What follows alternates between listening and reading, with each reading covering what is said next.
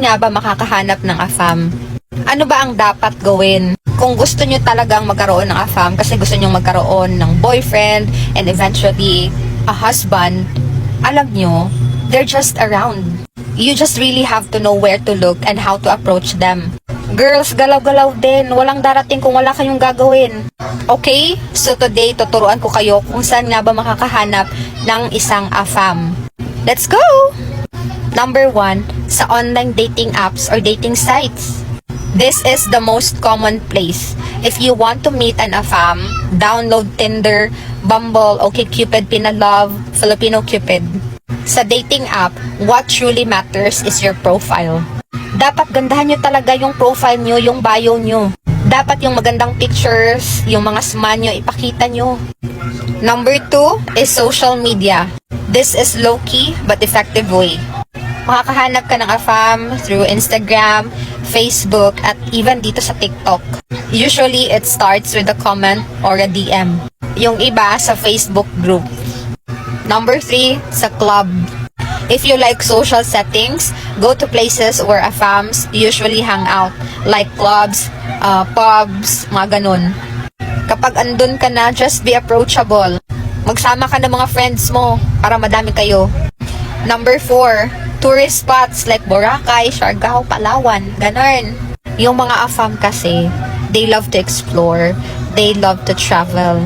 So, pumunta kayo doon sa mga lugar na minention ko. Kung nag-vacation ka sa mga lugar na to, may chance or opportunity na makakahanap ka or makakamit ka ng AFAM. Number 5, sa gym or fitness studio. Believe it or not, may mga AFAM na pumupunta sa gym. Marami. Yung iba, nagbo-boxing, martial arts, crossfit. Kasi may mga ibang AFAM talaga na napaka-health conscious. Kaya ano pang hinihintay nyo? Tara na, mag-workout na tayo. Number 6, sa coffee shops.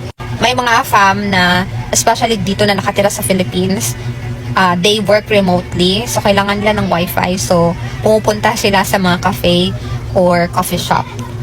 Starbucks na this. Number 7 is sa church or any religious gathering. Yes, you can meet AFAM sa church too. For example, member kayo sa isang community, tapos may gathering, may activity kayo, like international activity, fellowship, ganun. So, may mga delegates kasi niyan from different country.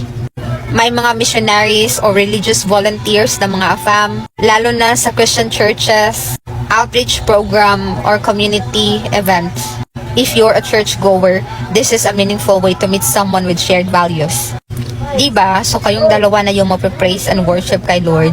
Finding an AFAM is not just about occasion, it's about your intention. Hindi lang dapat tayo nakikisabay sa uso kasi yun yung nakikita natin, yun din yung gagawin natin, hindi.